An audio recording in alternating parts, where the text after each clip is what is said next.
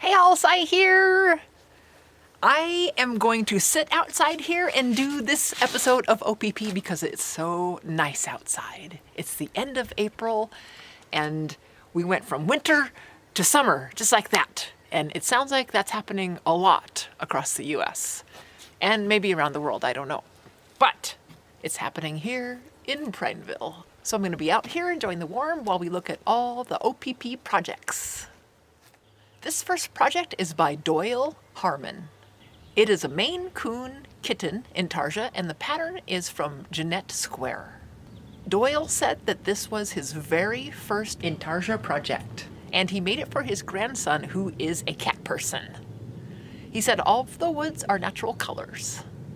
And you did an awesome job, Doyle, and thank you so much for letting me share that with everyone.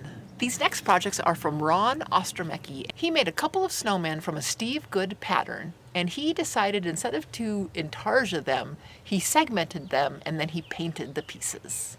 And he said these are for his grandsons, and he got a jump start on the holidays. They look awesome, Ron. Thank you so much for letting me share that. This next project is from Faye Merrow, and she is 5 years old. And her dad, Jim Merrow, helped her with this project. It was a school project to make Noah's Ark. The materials that were used are cardboard, popsicles, construction paper, googly eyes, and paint. And Faye wanted to make the chicken look scared, and I think the chicken does look scared. The project is awesome, Faye. You did a super job. I bet everybody loved it at school. Thanks for letting me share that. And these next projects are from Jim Merrow, Faye's dad. He has a couple of Intarsias, and they are of this Judy Gale Roberts bear pattern. He used the same woods on these bears except for the muzzle. And I'll tell you what he used. He used western red cedar for the fur. And he used gray elm on one of the bears. He used a light color of western red cedar for the other bear. He said the eyes and the nostrils are walnut, and the log and the dark spots under the nose are blue pine. He used the Wonder Wheel and textured this bear, and then he didn't use any texture on this bear. And they both look fantastic, Jim. Thank you so much for sharing those with us. These next projects are from Humphrey Dunn, and they're 3 Intarsias. And the first one is this Geisha. He got the pattern from Chipilwood Wooden Intarsia Handmade Art on Etsy. He used 15 different woods for this project, and they include aspen, bloodwood, Peruvian walnut, wenge, ash, black twosome, which is basically brown heart, purple heart, mahogany, quarter sawn sycamore, Spanish cedar, padauk, canary wood, poplar, aromatic red cedar, and ambrosia maple.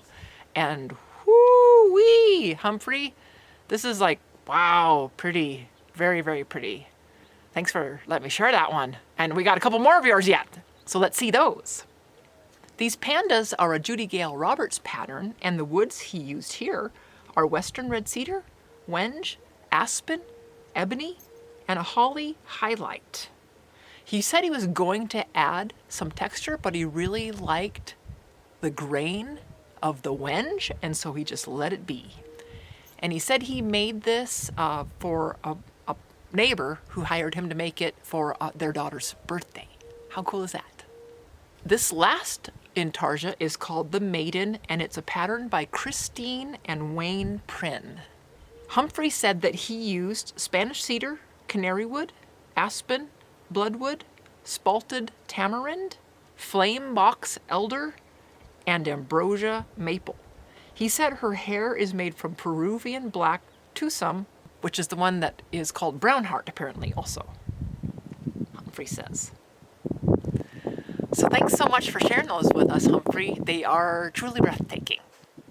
These next couple of projects are from Phill, Gavin, and these are Judy Gale Roberts patterns. And Phill said that he started these projects last year, and he lives in the UK, and he said it got pretty cold. He was finally able to get back out in his garage and get these finished. He made a yellow cardinal, and he also made a red cardinal. For the yellow cardinal, he used oak that he painted white and green, and he used walnut, and he said that the yellow on the bird is the muvingui, and then he spray painted with some gray primer those spots on the wings. And the eye, he used ebony, and then he also stained around the beak. On his red cardinal, he used Paduk, ebony for the eye again, and he ebonized the oak around the eye. He stained some of the oak green, and then he put some paint for the snow. And again, he used some walnut. He finished both of these up with some shellac and some beeswax. I'm so glad that you were able to finish those projects that you got started, Phill. I have a bunch of those that I need to finish up. So you've inspired me to get into the shop and finish them up. So thanks so much for letting me share those. These next few projects are from Ard Seeley, and he said these are all Judy Gale Roberts patterns. He used all natural woods in these, and on the cactus he used poplar, beech, and wenge. On the fish he used spalted, bay laurel, blue-stained pine, and sycamore. On the Santa he used bloodwood, holly, western red cedar, blue-stained pine, yellow heart, walnut, poplar, and beech. Thanks so much for sharing those with us, Ard. This next project is from Tom Antrim, and he says he's been doing woodworking for quite a while, and now he's 80 years old, and he has a lot of time to try different things. And so he made this barn Intarsia, which is a Judy Gale Roberts pattern, and the woods that he used on it are cedar, red oak, walnut, paduk, and poplar. And I believe that you told me this was your first Intarsia, Tom. So it looks fantastic. And thank you so much for letting me share it. These next projects are from Darrell Wells. And these are also Judy Gale Roberts patterns. This first one here is a polar bear Intarsia, and he said he used basswood, and he stained the nose and the eyes. This next one is a bear in a tree, and he said he used walnut and pine, and he did a little bit of wood burning on the pine. And this chameleon, he used aromatic cedar and western red cedar. Thanks so much for sharing those with us, Darrell. This next project is by Craig Allen, and it has a pretty neat story with it. So Craig says that in their neighborhood, they have a mentally challenged young man, and they said that he has a way with dogs, and they call him the dog whisperer. So this young man had a dog that he really loved, and the dog ended up passing away, and the young man is having a really difficult time dealing with the passing of his dog. So Craig looked online for a pattern, and he found one that was similar to this young man's dog. And then he had a friend who helped him modify the pattern to make it look more like this dog. Craig also said that he hasn't done Intarsia because he was always intimidated to do it. And he said this was the thing that told him, I want to do this Intarsia for this young man. He said it was very challenging and intimidating to do it, but he said it was so rewarding when he gave the final project to the young man. These are the woods that he used. He used polished ebony for the eyes. He used tropical walnut for the nose and lips. He used aromatic cedar for the tongue, and he used cedar fencing for the body hair. That is an amazing and touching story, Craig. Thanks so much for telling me about it and letting me share it with everybody out there. It would have been so neat to see the reaction of this young man when you gave him this beautiful piece. Warms my heart. These next couple of projects are from Melanie Boone, and this first one is this table that she made.